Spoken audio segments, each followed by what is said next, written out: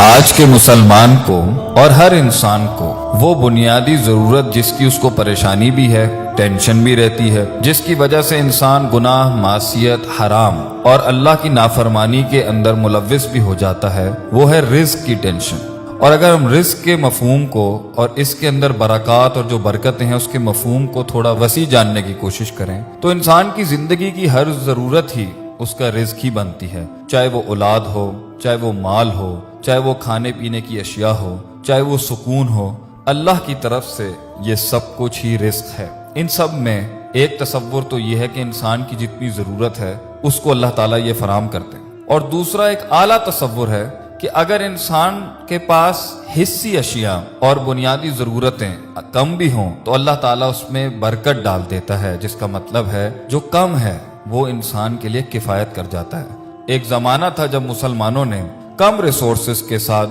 زیادہ سے زیادہ ترقی حاصل کی، جسمانی اعتبار سے، حصی اعتبار سے، روحانی اعتبار سے، اجتماعی اعتبار سے، انفرادی اعتبار سے، ہر محل کے اندر، ہر پہلو میں مسلمانوں نے وہ کارنامے پیش کیے کیونکہ وہ ایک بنیادی ضرورت کو اور ایک بنیادی اصول کو اور ایک بنیادی حکم کو اور ایک بنیادی اصل کو ہمیشہ سے قائم رکھتے تھے اپنے اندر اور اپنے گرد و نواح میں۔ مسلمانوں نے جب اس چیز پر کمپرومائز کیا تو آج مسلمانوں کے پاس اتنا سب کچھ ہونے کے باوجود بھی سکون نہیں ہے، اطمینان نہیں ہے، راحت نہیں ہے، فرح نہیں ہے، وہ بیلنس نہیں ہے، وہ ایکولیبریم نہیں ہے، وہ پیس نہیں ہے جو ہمارے دین کا اور ہمارے اللہ کا وعدہ بھی ہے، اور وہ ہے تقوی، اللہ کی پرہیزگاری، اللہ کے احکام کی لاج رکھنا، اس کی فرما برداری کرنا، اس کے حکموں کو بجا لانا، اور اگر نہ بھی کر پائے تو اس پہ ندامت اور شرم کا احساس ہونا۔ اس سے انسان کو زمین اور آسمان کی دولت کے دروازے مل جاتے ہیں۔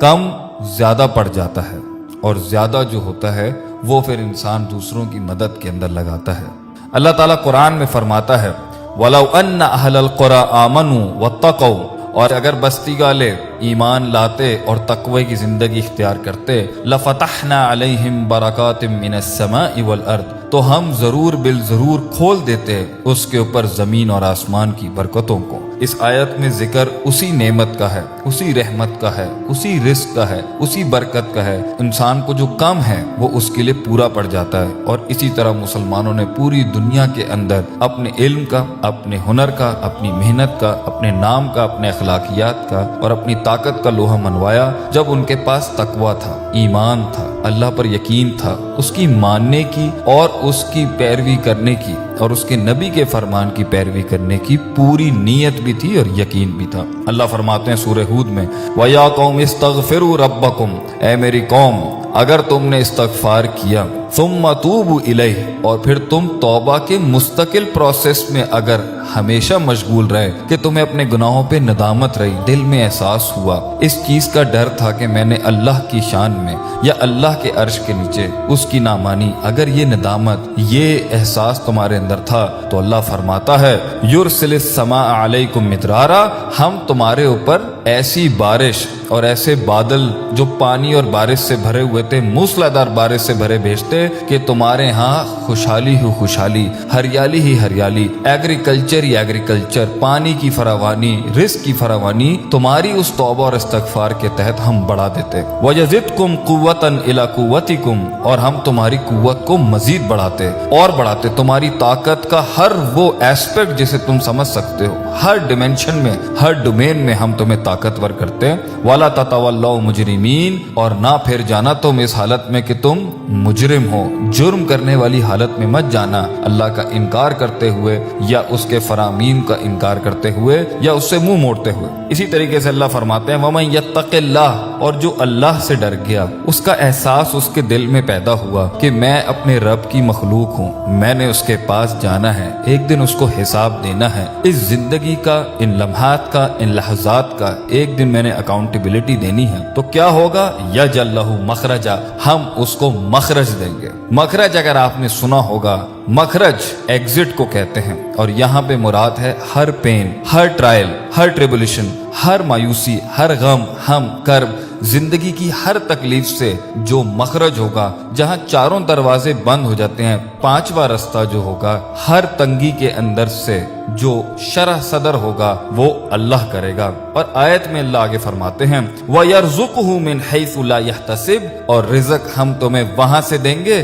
جہاں تمہارا گمان بھی نہیں جا سکتا۔ لیکن آگے اللہ نے ایک اور ارشاد فرمایا وَمَن يَتَوَكَّلْ عَلَى اللَّهِ، اور جس نے اللہ کی ذات پر کامل توکل رکھا، عقیدہ رکھا، یقین رکھا، اعتماد رکھا، جیسے کہ خالی پیٹ چڑیاں صبح نکلتی ہیں یہ سوچ کے نہیں کہ انہیں ملے گا نہیں ملے گا، اس یقین کے ساتھ کہ انہیں ملے گا ہی ملے گا، اللہ سنبھالے گا، اللہ کے سوا کسی اور کے آگے قلباً ظاہراً جسماناً عقلاً اور اپنے جسم اور اعضاء اور روح کے ساتھ کسی کے آگے نہیں جھکنا سوائے اللہ کے۔ جو ایسا توکل اللہ پہ رکھتا ہے فَهُوَ حَسْبُهُ، تو اللہ کہتے ہیں ہم اس کے لیے کافی ہیں، ہم اس کے لیے کافی ہیں۔ ان اللہ بالغ امرہ، اللہ اپنے معاملات کو پہنچا دیتا ہے جہاں اسے پہنچانا ہوتا ہے۔ قد جعل اللہ لکل شیء قدرا، اللہ نے ہر چیز کی قدر، اس کی تقدیر، اس کی مقدار بیان کر دی ہے، ہونا وہی ہے جو اللہ چاہتا ہے۔ اسی طریقے سے اللہ تعالیٰ ایک اور جگہ فرماتے ہیں فَقُلْتُ اسْتَغْفِرُوا رَبَّكُمْ إِنَّهُ كَانَ غَفَارًا، بے شک کہ اللہ بہت معاف کرنے والا،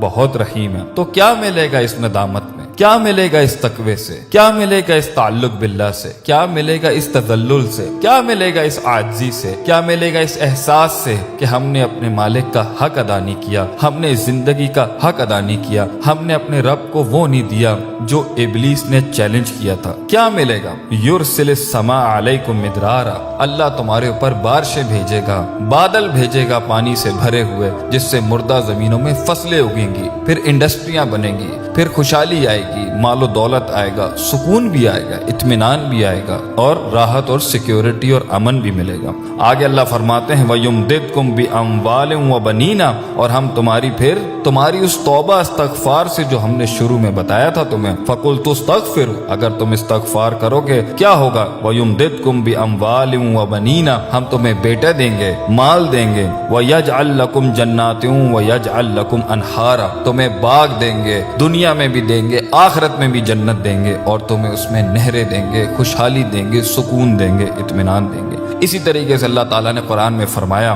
یا ایھا الذین آمنوا ان تتقوا، اے ایمان والو اگر تم نے اللہ کا تقوی اختیار کیا، ان تتقوا اللہ یجعل لکم فرقانا، ہم تمہیں فرقان دیں گے۔ اس آیت میں بہت اسباق ہیں، یہی کافی ہے۔ اسی طرح اللہ نے فرمایا یا ایھا الذین آمنوا، اے ایمان والو، ان تتقوا اللہ، اگر تم نے اللہ کا تقوی اختیار کیا، گاڈ کانشسنس، پرہیزگاری، پرفارمنسز، پروڈکٹیوٹی، نماز، روزہ، حج، زکوٰۃ، اخلاقیات، اذکار، صبح شام اللہ کی یاد، توبہ، نماز کے بعد کے اذکار، زندگی کو جھوٹ سے بچانا، دھوکے سے بچانا، فریب سے بچانا، ربا سے بچانا، شرک سے بچانا، چوری سے بچانا، بد نظری سے بچانا، ہاتھ، پیر، پیٹ، آنکھ، منہ، کان کے گناہوں سے بچا کے رکھنا، غیبت سے بچا کے رکھنا، لوگوں کی عصمت، لوگوں کی عزتوں کو پامال کرنے سے بچا کے رکھنا، حق کا ساتھ دینا، امر بالمعروف کرنا، نہی عن المنکر کرنا۔ اگر تم اس نہج کے اوپر چل رہے ہو تو کیا ہوگا؟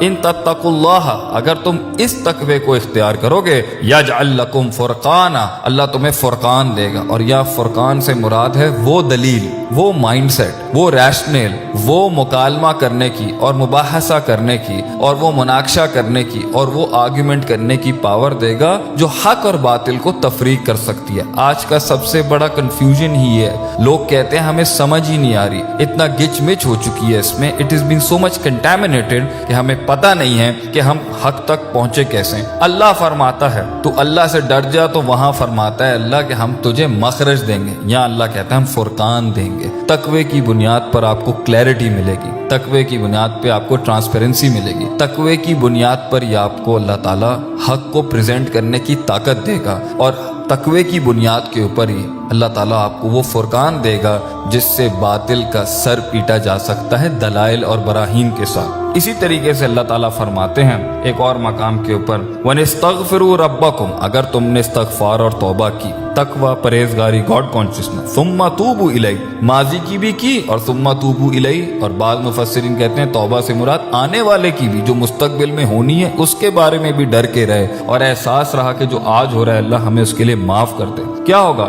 सनुमत्तिउकुम मताअन हसना, हम तुम्हें मता देंगे, मालो दौलत देंगे, दुनिया का साजो सामान देंगे। आगे हसना की सिफत लगा दी, क्या? वो हम तुम्हें अच्छा माल देंगे। इला अजलिन मुसम्मा व युक्ति कुल्ला ज़ी फज़लिन फज़लहू, और इसी तरीके से हम हर फजल वाले को उसका फजल अता कर देते हैं। तो इन सारी आयात से हमें यह पता चलता है कि अगर इंसान आज मुसलमान अपने रिस्क में, अपनी जिंदगियों में, अपनी औलाद में, अपने माल में अमन, सुकून, राहत, फरा और वो बैलेंस और इक्विलिब्रियम चाहते हैं, जिसे अल्लाह ताला ने कहा था अल्लज़ी अतअमहुम मिन जू' व आमनहुम मिन खौफ, खौफ से अमन और भूख से तुम्हें खाना चाहिए, क्या करो? फलियअबुदू रब्ब हाज़िल बैत, इबादत करो, तकवा हासिल करो। वलौ अन्ना अहलल क़ुरा आमनू वत्तक़ौ, ईमान तकवा करो, लफ़तहना अलैहिम बरकातिम मिनस समाई वल अर्द, ज़मीन आसमान अपनी बरकतें खोल देगी। ये सब चीज़ों को इग्नोर करके, स्पिरिचुअल लाइफ को छोड़कर, रूहानी ज़िंदगी को माइनस कर कर, अल्लाह को माइनस करके अगर हमें लगता है कि हम अपनी ज़िंदगी को कंट्रोल कर सकेंगे, उम्मत को एक जगह पर लेके जाना